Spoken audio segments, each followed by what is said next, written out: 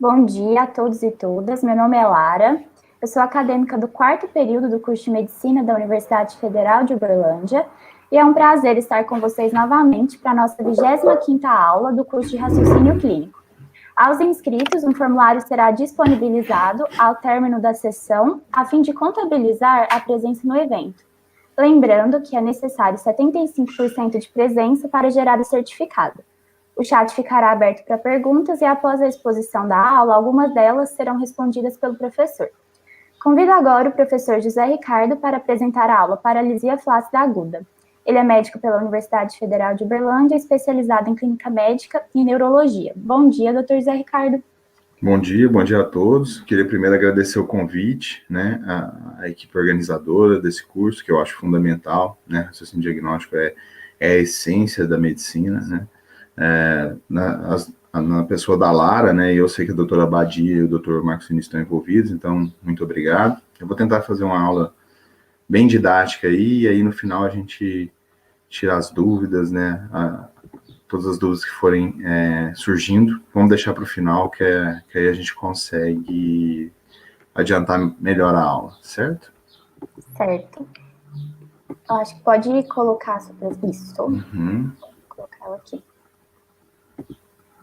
Deu certo aí, Lara? Todos estão vendo? Certinho. Pode ir. Então vamos começar aí, né, pessoal? A primeira coisa que vocês têm que relembrar, né, que é algo que vocês já viram, né, é o conceito de unidade motora, né? Então, a paralisia flácida aguda, né, para quem está abordando o raciocínio diagnóstico, né, ele é um diagnóstico sindrômico, né? Então, nós sempre vamos partir, né, do diagnóstico sindrômico. Então, paralisia flácida aguda é um diagnóstico sindrômico, né, que conceitualmente é um déficit, né, sensitivo motor, pode ser, né, mas é predominantemente motor, onde você tem hipotonia e muitas vezes a reflexia, né, então é uma plegia ou uma paresia, né, que você tem hipotonia e reflexia.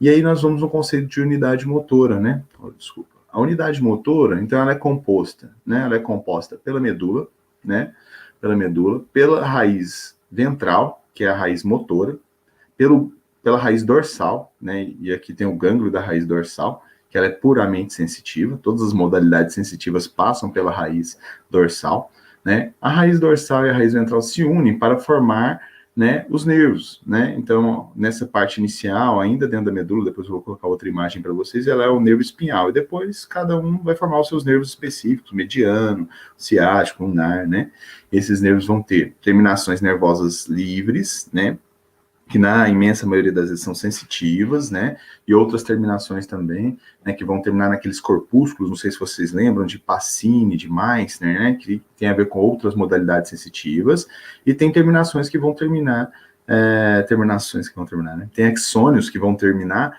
na junção neuromuscular, né, na junção neuromuscular e fazendo inervação de um determinado músculo, né, e assim se processa a efetividade do movimento no nosso corpo. Então, nós temos um comando central, que não está aqui representado na figura, esse axônio vai descer, que é o que todo mundo chama de primeiro neurônio, né? Então, o primeiro neurônio da veia motora desce e faz uma sinapse com esse segundo neurônio, que é o neurônio motor propriamente dito, né?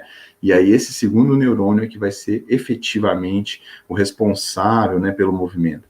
Então, quando nós temos perda de força ou perda de movimento, alguma coisa dessa unidade motora, né, algum desses pontos da unidade motora foi lesado, ou mais de um ponto, inclusive. Então, se nós tivermos uma lesão no gânglio da raiz dorsal, no corno anterior, né, no corno anterior, você vai ter paresias, né, se você tiver a lesão aqui, você vai ter paresia, se você tiver uma lesão na raiz, você vai ter paresia no nervo, alterações da junção neuromuscular e alterações do músculo, todos eles vão gerar uma paresia, certo?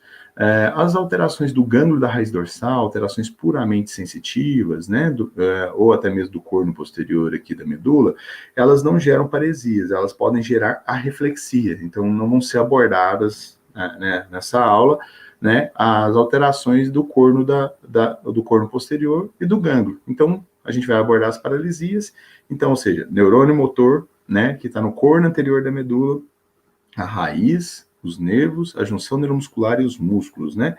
E um conceito importante para todos vocês. Então, a unidade, né, fundamental do nosso sistema nervoso, seja central ou periférico, é o neurônio, né? O neurônio, então, é uma célula bem conhecida de todos, né? Ele tem um corpo, tem um axônio, tem os seus dendritos, né? E o que faz esse neurônio funcionar, né? Esse neurônio, ele funciona com base em algumas coisas, né?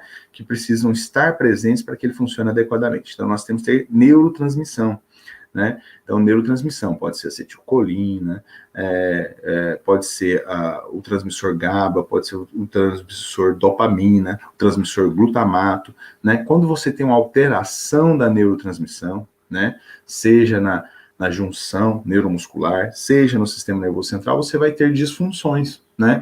Então, por exemplo, citando um exemplo do sistema nervoso central, se você tem uma uremia, né? Se você tem uma hipernatremia, vamos ficar mais na uremia e encefalopatia hepática, depois eu vou falar da parte do sódio.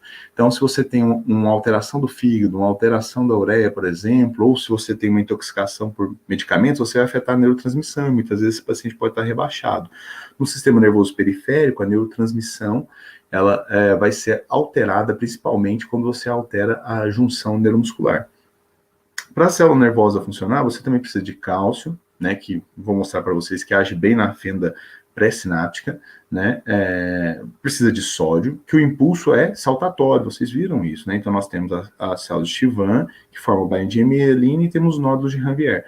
Então, o impulso é saltatório de um nódulo para o outro, então nós precisamos de sódio, precisamos de potássio, né, a bomba de sódio e potássio, alterações do sódio e potássio, como nós vamos ver aqui nessa aula, podem fazer disfunção neuronal. Magnésio é a mesma coisa, precisamos do magnésio, né? Principalmente no funcionamento mitocondrial, mas também na excitabilidade neuromuscular, né? Principalmente o músculo, né? Todos vocês sabem que o neurônio só funciona com glicose, né? Essa é a energia do neurônio, né? Então, no sistema nervoso central, a falta de glicose, a hipoglicemia, pode gerar, a hipoglicemia pode gerar déficits, né? Déficits neuronais, até morte neuronal. No sistema nervoso periférico, o que mais altera, né, o funcionamento neuronal não é a hipoglicemia, e sim a hiperglicemia, né? A hiperglicemia, todos também sabem que, por exemplo, o diabetes é uma causa de neuropatia. A oxigenação, o oxigênio também é extremamente importante, a célula é totalmente aeróbia, né? Então, se você falta oxigênio no sistema nervoso central, você vai ter um AVC. No sistema nervoso periférico, você vai ter uma morte do vaso, uma lesão do vaso que pode gerar morte neuronal, né? É o que a gente chama de infarto, né? Do sistema nervoso periférico, né? Principal causa, vasculite. Então, você afeta o vasa nervorum, né? Você tem uma obstrução, né? Vai afetar o vasa nervorum, como nessa figura aqui, no canto inferior à esquerda, né? Então, vocês têm o epineuro, o endoneuro, né? O perineuro, e ele é bastante vascularizado, né? Uma vasculite, por exemplo, pode obstruir, né? Um processo infeccioso, uma compressão, pode obstruir a circulação e gerar morte desse neurônio, né? Ou de vários neurônios por causa da falta de oxigênio. Integridade estrutural, ou seja, nós precisamos que essa célula esteja íntegra, porque existem alguns distúrbios, além de lesões traumáticas que podem rompê-la, né? Podem gerar, então, lesões na estrutura, né? Ainda você precisa que o núcleo esteja funcionando, né, de forma organizada, né, com as suas organelas, né, com o seu fluxo axônio-plasmático, né, um fluxo que vai do núcleo para as extremidades, que mantém pérvias as terminações axonais, né. Então, existem alguns distúrbios genéticos, inclusive, que geram neuropatias, né. Disfunções de organelas, por exemplo, disfunção de organela lisossomal, provavelmente alguns de vocês já ouviram falar na doença de Gaucher, Niemann-Pick, na pediatria, mucopolissacaridose, né, que são distúrbios de organelas, né, uma neuropatia que a gente costuma sempre investigar, que é um distúrbio de organela, é a doença de Fabry, né, que gera uma neuropatia, né, e a condução saltatória é muito importante, ou seja, né, a condução saltatória precisa de bainha de mielina, precisa de sódio, precisa de potássio, e também fazendo parte da integridade estrutural, né, ter essa bainha de mielina, ter células de Chivan, né, vão fazer parte da integridade estrutural, e você precisa disso, B12, precisa de tiamina, né, você precisa de energia para a condução saltatória, então as mitocôndrias precisam estar saudáveis, né, então existem distúrbios mitocondriais, né, a deficiência de tiamina gera uma alteração mitocondrial, né, que vai gerar morte da mitocôndria, né, a deficiência grave de tiamina. A morte da mitocôndria vai gerar morte do neurônio, né, então faz uma neuropatia grave, axonal, né, como eu vou mostrar para vocês, né? Então, vamos lá, né? Como eu falei para vocês, a gente está abordando um diagnóstico sindrômico, né, as paralisias flácidas agudas, está dentro do diagnóstico sindrômico, e só revendo o conceito, né, síndrome é um conjunto de sinais e sintomas que representa a disfunção de um sistema.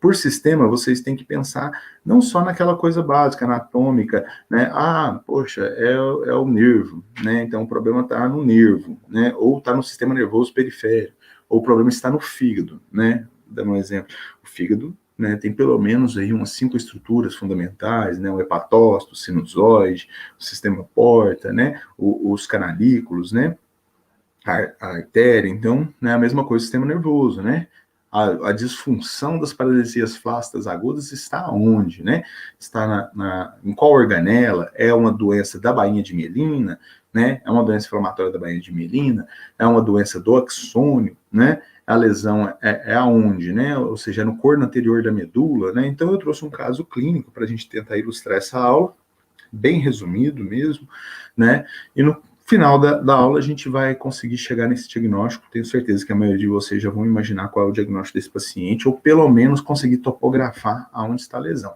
Então, um caso real, eu gosto de trazer esse caso, né, acho que eu esqueci de mandar o link para os meus residentes da clínica médica, mas um deles é a doutora Gabriela. A doutora Gabriela era nossa R2, e ela tinha recém-formado, ela era recém-formada, ela atendeu esse paciente na UAI, essa é a história, e muito interessante, né, eu sempre trago esse caso, porque ela tinha pouco tempo de formada, ela me ligou, né, e passou o caso, tudo, e eu fui perguntando, você fez isso? Não, fiz.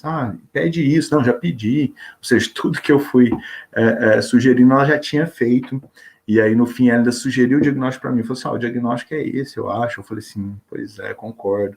Então é bem interessante, né, e então eu sempre trago esse caso, porque, ou seja, qualquer aluno nosso, né, da Faculdade de Medicina aqui de Uberlândia, tem a capacidade de resolver esse caso, que não é um caso muito simples na prática cotidiana, mas todos vocês são bem capacitados para a resolução desse caso.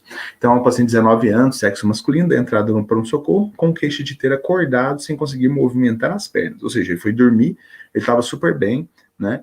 E ele acordou, ele não conseguia movimentar as pernas nem os braços. Ele negava alterações sensitivas, negava dispneia, negava alterações urinárias e intestinais, né? Ele também não tinha disfonia, não tinha disfagia naquele momento inicial da avaliação. O exame físico estável, né, hemodinamicamente, a pressão estava normal, frequência cardíaca, saturação, a força era grau 2, proximal e distal, em membros superiores e membros inferiores. Então, não tinha diferença, não tinha um gradiente proximal para distal, né?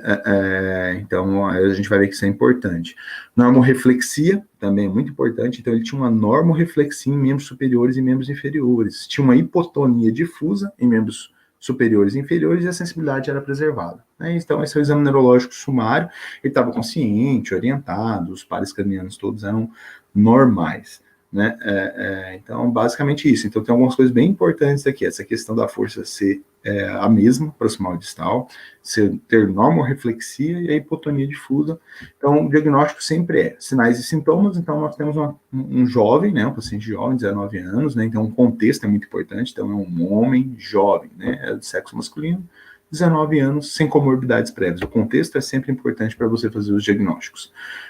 Então, previamente é sintomático, até que ele dormiu e acordou assim, né? Então, sinais e sintomas, né? Então, ele tem uma tetraparesia hipotônica. É isso que ele tem. Basicamente, esse é o quadro clínico, né? O diagnóstico sindrômico está sempre junto com um diagnóstico topográfico, né? A síndrome serve para isso, para a gente poder topografar essa lesão, e depois os diagnósticos diferenciais dessa tetraparesia hipotônica. Então, o diagnóstico sindrômico para o nosso paciente, né? Então, o sinal e sintoma, basicamente, é uma tetraparesia hipotônica, né? Ela é normoreflexa, né? Mas ele tem uma síndrome de paralisia flácida aguda, ou seja, ele tem fraqueza muscular e hipotonia, né? O reflexo está normal, não exclui. Então, sempre quando a gente tem uma síndrome de paralisia flácida aguda, como eu disse para vocês, nós vamos topografar a lesão na unidade motora. E a unidade motora, né, vocês já viram a imagem, tudo, né, já recordaram isso comigo. Então, a gente pode ter uma mielopatia, ou seja, uma lesão na medula, na porção anterior da medula. Uma polirradiculopatia, ou seja, uma lesão das raízes, várias raízes, porque pegou membro superior e membro inferior, né, ele está tetra parético grave, né? Pode ser uma polineuropatia, também pegando membros superiores e membros inferiores. Pode ser um distúrbio da junção neuromuscular? Pode, né? Ele tá agudamente assim, né? Chegou agudamente, acordou assim, né? Chegou no pronto atendimento, numa questão de alguns minutos aí, uma meia hora, 45 minutos, que ele não conseguiu levantar da cama, os familiares levaram ele para lá. Pode ser uma miopatia, até pode, né? E a gente vai ver, então, assim, possível qualquer um desses diagnósticos é possível porque ele tem uma disfunção da unidade motora. E a gente vai topografar de forma mais específica ainda. Será que o distúrbio está onde, né? O distúrbio está no músculo, o distúrbio está no nervo, né?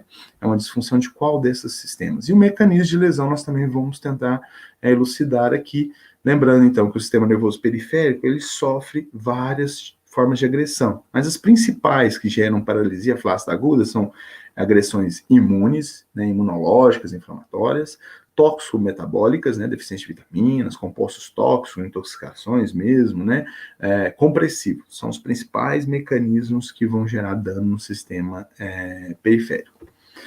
Então, a paralisia flácida aguda é uma síndrome caracterizada por fraqueza muscular, paralisia ou plegia, né? A flacidez, a hipotonia, né? Os reflexos profundos, geralmente hipoativos ou abolidos, de rápida progressão, né? Então, esse é o conceito.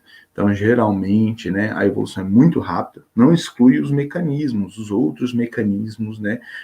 Por exemplo, todo mundo pensa que quando o mecanismo é muito agudo ou subagudo, é vascular ou inflamatório. Na maioria das vezes, sim, mas nem sempre, né?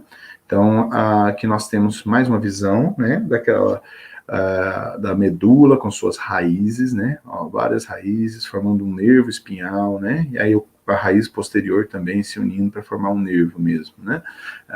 Aqui a correlação, né, dessa estrutura medular, né, do cone medular aqui com o arcabouço ósseo, né, então a coluna, né, isso às vezes pode influenciar em algumas alterações da unidade motora, né, compressão de raízes, compressão da medula, né, então ter essa ideia de correlação é importante, né.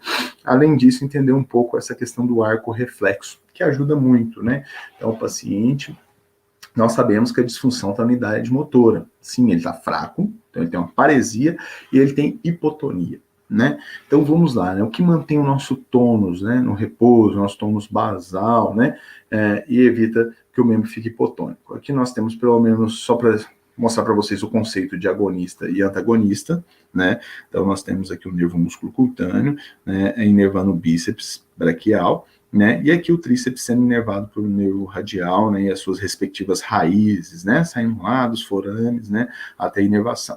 E aqui só o teste dos reflexos, né? Como é que é o movimento do agonista. Então, você tem que ter um agonista e um antagonista para poder realizar o movimento. Então, o agonista contrai e o antagonista relaxa, né? Isso é um conceito básico, né? E também você tem um tônus basal. Como é que o nosso tônus basal é mantido? Você tem um fuso muscular, não sei se vocês vão lembrar, mas a gente tem um fuso muscular que tem um neurônio específico, que é o neurônio gama, né? E aí você tem outros neurônios que vão inervar, né? O neurônio alfa inervando a fibra muscular. E aí você tem um tônus mantido, né? Ou seja, uma estimulação mantida nesse fuso, que mantém, ou seja, uma aferência. Então, o fuso neuromuscular tem uma aferência, né? Via gânglio da raiz dorsal, e estimula o neurônio motor, né? Então, faz um circuito de entrada e reentrada, né? Então, isso daqui vai estimular sempre o agonista e o antagonista, mantendo um tônus basal. Se você tem, então, uma alteração, né, muscular, se você tem uma alteração da raiz, uma alteração da medula, né, ou da junção neuromuscular, você vai ter uma alteração do tônus, certo? Se você tem uma alteração somente, então aqui a gente está falando do reflexo, então o reflexo se mantém assim. Como o arco reflexo funciona, né? Lembrando aí um conceito da semiologia, né? A Lara me falou que tem alunos, às vezes, do quarto período aí assistindo a aula, terminaram a semiologia, né? A parte normal, né? Então está bem fresco o conceito. Então você faz a percussão no tendão, você estira, né, o órgão de Golgi aqui nesse tendão, e isso, né, vai gerar uma aferência. Essa aferência também pode gerar um estímulo no fuso muscular, e aí o agonista vai contrair, o antagonista vai ser inibido, e você vai fazer o movimento de extensão aqui no reflexo patelar, certo? Se eu tenho uma lesão no músculo, pura e simplesmente lesão no músculo, né, o músculo está sendo lesado. O fato de eu percutir o tendão, ou seja, o tendão não foi afetado, o órgão de Golgi está preservado. O fato de eu percutir o tendão, essa aferência vai desculpa, essa aferência vai continuar existindo. A aferência continua existindo, né? E a eferência também. Às vezes não vai ser tão efetiva a contração muscular. Às vezes você tem uma hiporreflexia, mas geralmente na lesão muscular o reflexo está preservado. Por quê? Porque o mais importante é a aferência, ou seja, o órgão de Golgi que está no tendão, raiz dorsal, né? Raiz dorsal, medula, né? Raiz ventral, né? E os nervos, certo? Então, se você tem uma lesão muscular, geralmente o reflexo não está abolido, né? Tem uma lesão muscular, o reflexo não está abolido, não afetou nada a sensibilidade porque é a lesão muscular. Se você tem uma lesão na junção neuromuscular, ou seja, na interface, né, entre o nervo e o músculo, a mesma coisa. Ou seja, o arco reflexo continua preservado? Continua, porque eu vou percutir no órgão de Golgi, né? Fiz a percussão no tendão, estirei o órgão de Golgi. Tem aferência pela raiz dorsal, temos aferência pela raiz dorsal, e aí você vai lá na medula, raiz ventral e os nervos, agonista e antagonista, certo? Pode também estar hiporreflexo ou hipoativo o reflexo, sim, se você estiver na fase aguda, porque precisa de neurotransmissão para o músculo contrair. Mas habitualmente o reflexo, então, é normal nas lesões do músculo e nas lesões da junção neuromuscular. Né? Agora não, se você tem uma lesão da raiz dorsal, você vai ter a reflexia, vai ter a reflexia. Né? Se você tem uma lesão na medula, na fase aguda e naquele nível específico, né, você pode ter a reflexia, né? Então, a lesão na medula, na fase aguda, você tem uma disfunção, que eu vou falar para vocês, chamado choque medular. E aí o paciente, com certeza, ele pode ter uma reflexia, porque ele fica alterado esse circuito intramedular aqui, né, do neurônio aferente ou eferente. Lesão da raiz ventral, com certeza, dos nervos, com certeza, gera a reflexia. Então, isso é importante, vocês entenderem a importância dos reflexos, né? Testar os reflexos, né, no dia a dia de vocês com um material adequado, todos têm que ter um martelo de reflexo, né? É um instrumental básico e ainda aquele mais, talvez, essencial ainda na prática clínica, porque hoje disseminou muitas tecnologias, né? Acaba que o ultrassom à beira-leito está sendo uma realidade cada dia maior, então o pessoal não ausculta mais, não estou dizendo isso, ao contrário, eu adoro semiologia, acho que todos têm que auscultar, fazer a ausculta cardíaca, a ausculta pulmonar, mas muitos colegas, infelizmente, têm substituído, né, o esteto, né, por ultrassom à beira-leito, né, eu acho que é uma ferramenta que vai nos ajudar muito, mas você não pode deixar o básico de lado.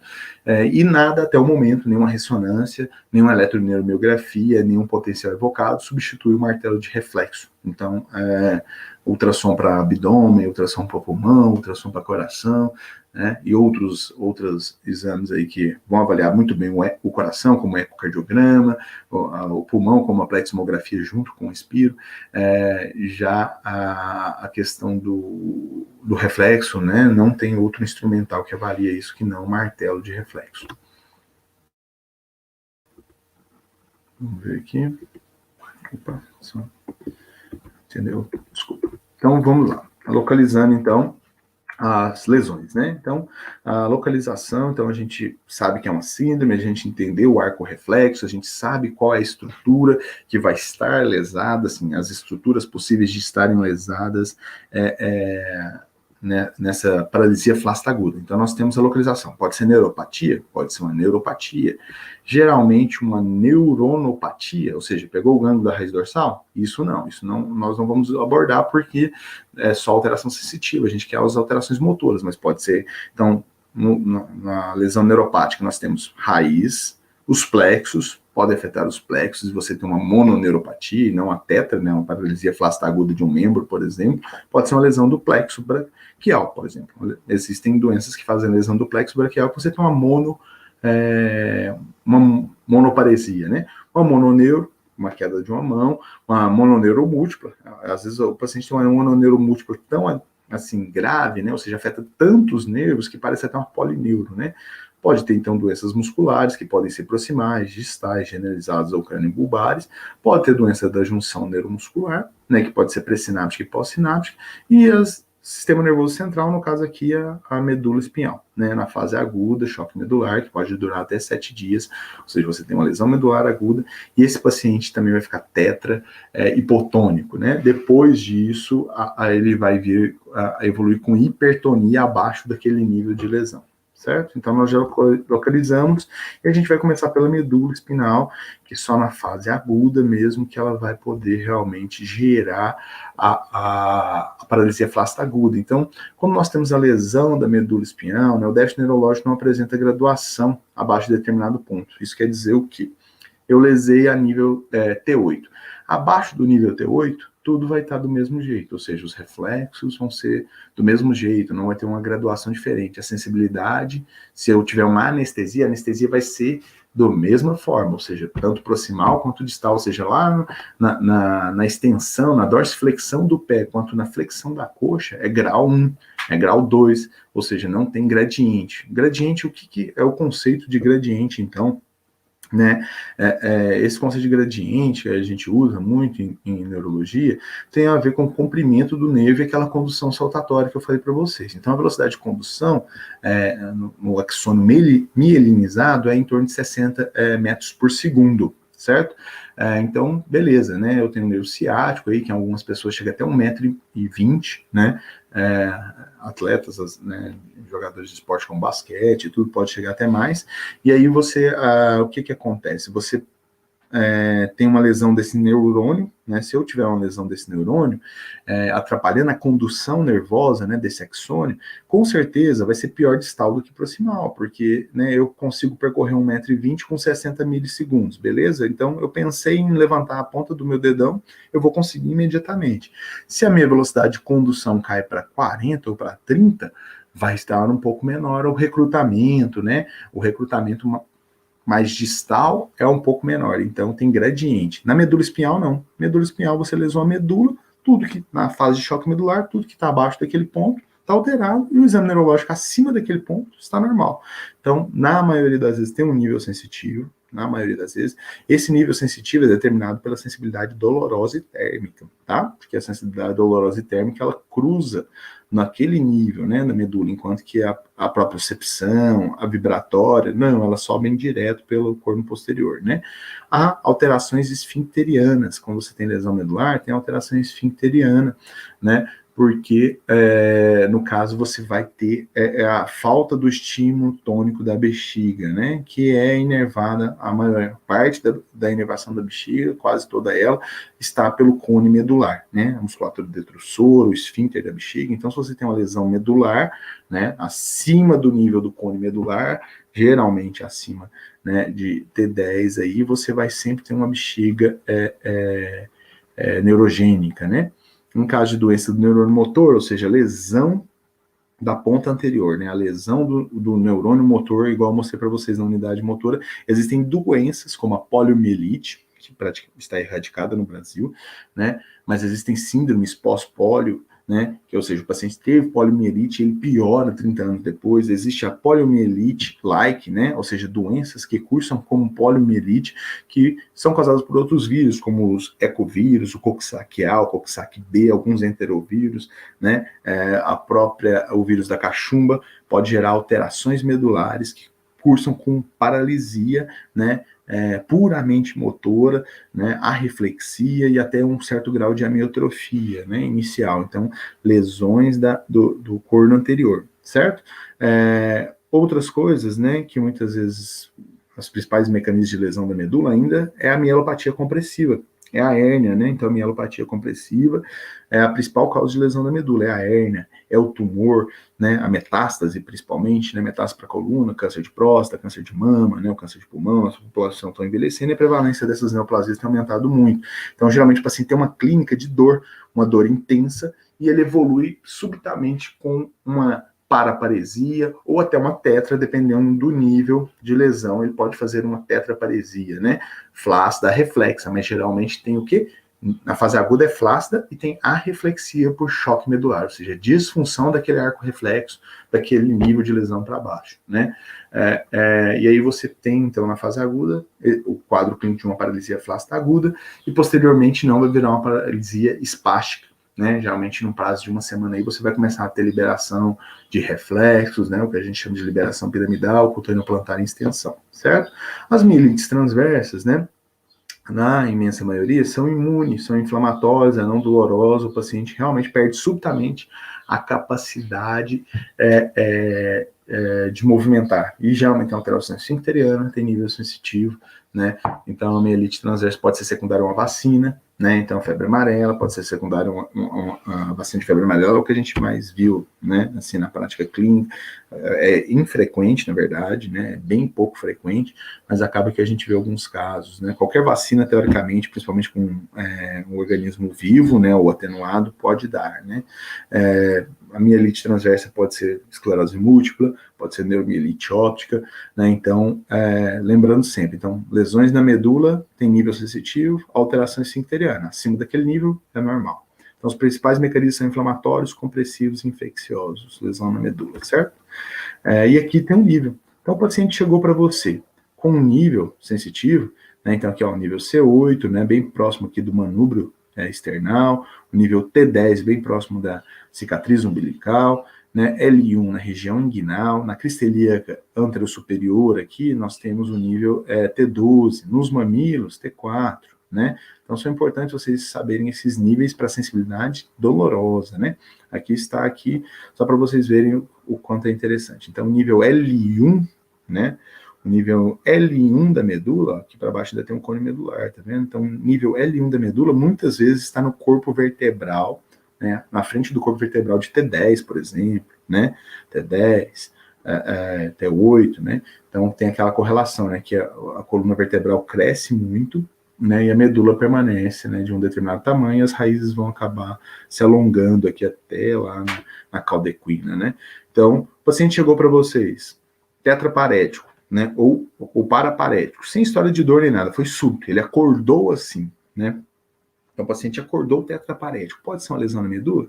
Pode ser uma lesão na medula, só que vocês vão ter que examinar ele, sensibilidade dolorosa, ou seja, no pé, no joelho, na coxa, no abdômen, vocês vão, né, examinando a sensibilidade dolorosa, até ver se tem alguma diferença, acima desse nível, do nível T10, o paciente mantém toda a sensibilidade normal, a força dos membros é preservada, enquanto que dos membros inferiores é grau 0 ou grau 2, e dos membros superiores não, né, é normal, grau 5. Né? Então, tem alterações esfincterianas? Geralmente tem retenção urinária ou incontinência urinária. Às vezes o paciente está com bexigoma no seu exame físico, então o exame do abdômen é importante. Né? Ele está com bexigoma e não sente, porque tem uma lesão medular tão grave que ele não sente que está com a bexiga repleta. Né? Então pode ter incontinência ou retenção, né? Tanto do esfíncter anal quanto vesical, certo?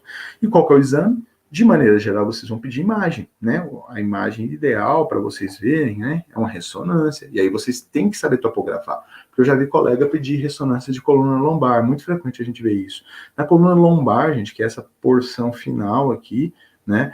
Abaixo de L1, você vai ter só o cone medular. E o resto é tudo raiz, né? Então, o paciente, às vezes, ele tem lesão em T10, T8, né? E está paraparético. Então, vocês vão ter que topografar um nível sensitivo e pedir uma ressonância, o ideal, né? É lógico, vocês estão suspeitando de compressão, né? Uma destruição do corpo vertebral com compressão da medula ou um tumor, vocês podem pedir uma tomografia que está mais disponível aí nos pronto atendimentos, né? Mas, de maneira geral, a ressonância. Tem indicação de líquor? Tem, muitas vezes tem indicação de líquor, né? Se você suspeita de uma etiologia inflamatória, mas a primeira coisa é a imagem, né? Mas eu estou suspeitando que é uma mielite transversa, estou suspeitando que é uma poliomielite-like, né? Uma infecção aí, né? Tem um contexto de cachumba, né? Você pode colher o líquor para documentar a alteração inflamatória, ou seja, proteína aumentada, linfócitos aumentados, né? Mas o ideal é caminhar para a imagem, né? E muitas, aí dependendo da etiologia, vai ter tratamento ou não. Não, é compressão, então é cirurgia, né? Descompressiva, é uma emergência médica, uma emergência ortopédica, ou até mesmo uma emergência oncológica, né? Tem que ser transferido para um setor terciário e ser abordado, né? A compressão ali tem que ser resolvida em 24, no máximo 48 horas tem que ser resolvido, porque senão a compressão vai alterar a vascularização da medula e vai gerar morte medular, né, por isquemia, né? Ou seja, faltou oxigênio, igual eu falei para vocês, né? Então, a integridade foi alterada e faltou oxigênio. Então, vocês têm que transferir esse paciente o mais rápido possível, né? Se for inflamatório, a ressonância vai mostrar isso para vocês, aí é corticoide, na maioria das vezes, né? Pulsoterapia com metilprednisolona, não é o objetivo aqui da aula falar de tratamento, mas sim de abordagem, diagnóstica e conduta, certo? Então, a gente já viu o nível medular. E o nível neuropático? Nível neuropático é interessante vocês definirem se é sensitivo, Se é puramente sensitivo, então você já vai pensar em algumas coisas, não é o foco da nossa aula. A gente está falando das paralisias. Então, é motor ou é sensitivo motor? Então, motor ou sensitivo motor, certo? Aí você tem que saber, é axonal ou desmielinizante, né? Se é axonal, né, a perda tem o mesmo gradiente, então quando é neuropático, polineuropatias, né, elas são o quê? Gradiente, é pior distal, é pior na mão do que no braço, no deltoide, né, o deltoide está mais forte do que a mão, né, pode estar grau 4 deltoide e a mão grau 0, grau 1, né, de força, né, se é axonal, muitas vezes é grave, né? Tem amiotrofia, né? O paciente evolui rapidamente, né? A morte do axônio. Se é desmielinizante, às vezes o paciente não tem tanta amiotrofia, ele está a reflexo, né? As desmielinizantes podem ainda ser adquiridas ou inerentes. Inerentes são neuropatias hereditárias, como Charcot-Marie, que não é o foco da aula, né? E o tempo é importante, ou seja, é hiperagudo, é agudo, subagudo ou crônico. Né? Então a gente também está falando das paralisias flácidas agudas, a gente vai ficar aqui no hiperagudo e no agudo, e aí eu vou mostrar para vocês aqui os mecanismos de lesão e as principais etiologias. Então o nervo periférico, né? Geralmente é sinais motores sensitivos, então você, ou a raiz ou um nervo, né? Então quando a gente vê um paciente acordou tetraparético, né? O tetraplégico, né? Aí você vai procurar, ou seja, ele tem alteração sensitiva, geralmente em bota e luva, né? Você examina o paciente, ele tem alteração sensitiva em bota e luva na maioria das vezes, né? É bem distal mesmo a alteração sensitiva. E a alteração motora é ingrediente, ou seja, a fraqueza é pior nas mãos do que no braço, no deltoide, né? No peitoral, né? No bíceps, então tem um gradiente.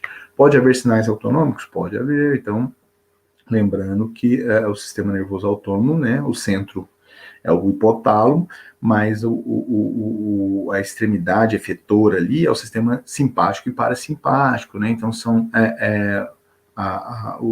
os gânglios laterais da coluna, né, paravertebrais, né, o plexo lombosacro com os nervos parasimpáticos, né? Então é nervo, ou seja, são nervos, são mielinizados, né? Então, se você tem lesão dos nervos, né, por um mecanismo imune ou tóxico, né, pode haver, então, desautonomias. Essas desautonomias são o quê? Taquicardia, né, sudorese profusa, ser um mecanismo, né, de febre, internação ou coisas do tipo. Então, o paciente tem sem dor, né, então ele tem sudorese profusa, ele tem taquicardia, pode ter retenção urinária? Pode, é mais raro, mas pode acontecer como desautonomia, gente, não como, né, alteração medular, né? Então, esse paciente geralmente pode ter alteração do trato gastrointestinal, né? Então, como eu falei para vocês, o déficit neurológico tem um comprimento dependente, ou seja, tem um gradiente de predomínio distal, né? Quais são as principais etiologias aí, então? Esses pacientes que têm lesão da raiz do nervo, como é que eles vão estar? Eles vão estar a reflexos, né? Foi aquilo que a gente mostrou. Então, o paciente que tem lesão na medula, ele pode estar a reflexo? Pode estar porque ele lesou aqui, né, o gânglio. Ele lesou o neurônio motor. Né? Então, ele lesou a medula, ele lesou o neurônio motor, está em choque medular, há uma disfunção medular, então, momentânea, né? Então, todos os neurônios motores não estão funcionando abaixo daquele nível de lesão, então ele está a reflexo. Agora, a gente está falando do nervo, lesou o nervo, gente, seja aqui, né, seja na saída, lesou o nervo, com certeza o paciente vai estar a reflexo, vai estar hipotônico, a reflexo, mas tem um gradiente, né? Tem um gradiente porque, lembrando, então quando você tem uma lesão, pessoal, a maioria dos mecanismos patológicos não consegue lesar todos os nervos do mesmo jeito, ou seja, lesei 100% do nervo mediano, 100% do ulnar, 100% do radial e todas as fibras do mediano, todas as fibras do radial, todas as fibras do ulnar. Não é assim, né? Isso teria que ir lá e cortar com bisturi, por exemplo. Aí sim você garante 100%, né? Expõe o nervo e corta com bisturi. Agora, se você tem um processo inflamatório, um processo metabólico, um processo infeccioso, compressivo, não. Vão ter axônios que vão estar mais lesados, até destruídos, outros vão estar com neuropraxia e outros vão estar funcionando normal, né? Então, por isso que a gente consegue ainda ter uma força grau 2, né? Por exemplo, num paciente que acorda tetraparético, né? Estou sempre referindo a acordar tetraparético porque é o nosso caso que a gente está ajudando aí para a aula, né, para complementar a aula. Então, assim, de Guillain-Barré, com certeza, é a mais comum entidade, né, deste caso. Então, a tetraparesia flácida arreflexa de predomínio distal, muitas pessoas falam que ela é ascendente, né, vou comentar com vocês que nem sempre é assim, né, mas conceitualmente vocês podem colocar isso realmente como sendo centrípeta, né, ou seja, ela é de distal para proximal. Por quê? Comprimento dependência, gente. Então, piora inicialmente mais distal, a mão vai estar mais fraca, né? Porque a lesão, na maioria das vezes, é o quê? Desmielinizante. Então, a mão vai estar mais fraca e depois ela, né, vai ascendendo, ou seja, vai, à medida que a doença vai progredindo, vai piorando o proximal também. Então, o Guillain-Barré é uma polirradiculoneuropatia inflamatória, na maioria das vezes, né? Então, ela é inflamatória, ela pode ser axonal, pode ser desminizante. Porfiria intermitente aguda, né? Porfiria intermitente aguda é uma doença considerada rara, né? É, é, mas ela é o quê? Um mecanismo tóxico, né? Ela faz uma polineuropatia, né, associada à dor abdominal. Então, o paciente, às vezes, ele tem alteração. Então, a porfiria é o quê?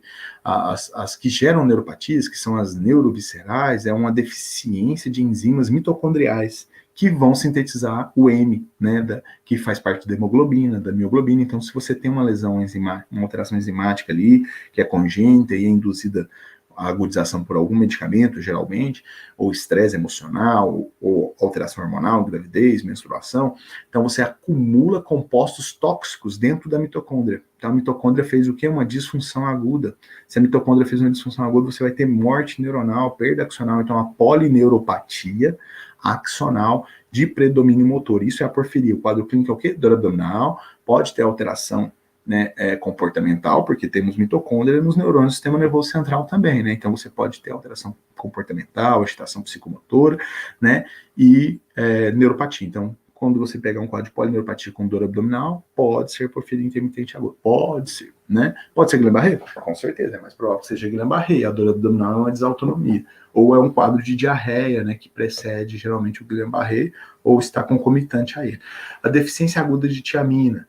Quando que a gente vê isso? Os etilistas, né, os grandes etilistas, o paciente que passou por uma bariátrica, né, passou por uma cirurgia bariátrica, né, o paciente que está em hemodiálise, né, então a tiamina é hidrossolúvel, então você pode perder a tiamina, você também faz uma disfunção mitocondrial e faz uma neuropatia de predomínio motor, né, extremamente dolorosa, né, apesar dela ser de predomínio motor, o paciente tem muita dor, mas o exame sensitivo às vezes é até normal, ele sente, você encostar, ele sente a dor, sente o tato, né, profundo, superficial, mas ele queixa de muita dor, fibra fina, né? A difteria, que a gente quase não vê mais, graças a Deus, né? Também faz uma neuropatia de predomínio motor, né? Qual que é a diferença do resto? Você teve uma infecção da orofaringe, você tem placas brancacentas na orofaringe, né? E aí você evoluiu, às vezes até semanas depois, meses, né? Com a tetraparesia, né? Um diagnóstico difícil, hoje pouco prevalente, pouco incidente aí. Distúrbios do potássio,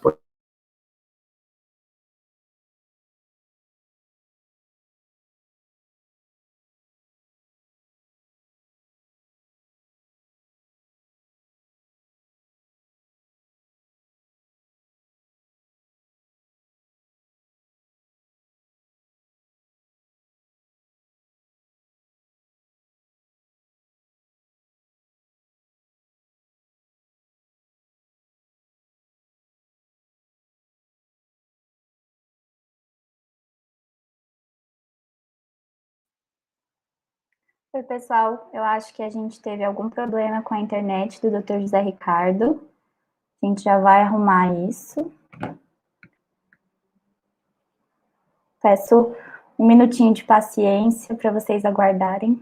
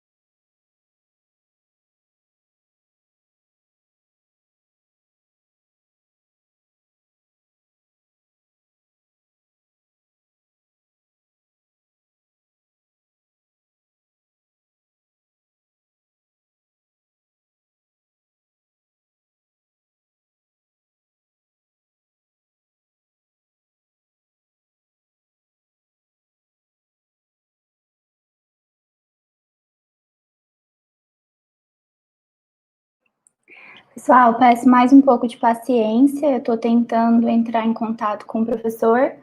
Imagino que ele deve estar sem a internet e ainda não conseguiu restabelecer essa conexão. Mas eu continuo aqui tentando entrar em contato com ele.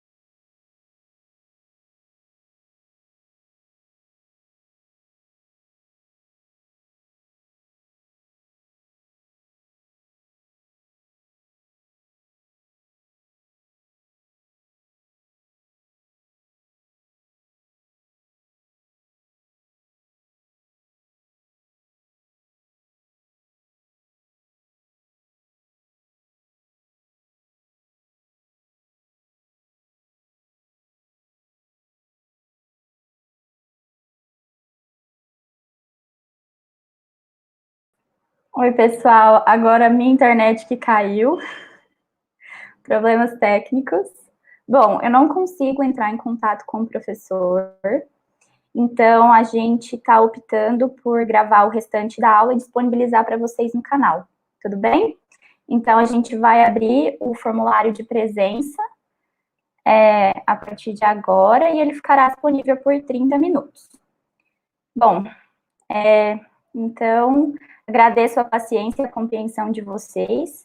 E assim que disponibilizarmos o vídeo gravado com o final da aula do professor Zé Ricardo, a gente também coloca um aviso nas nossas redes sociais. Muito obrigada e esperamos vocês na próxima terça-feira às 8 para a nossa próxima aula. Até breve.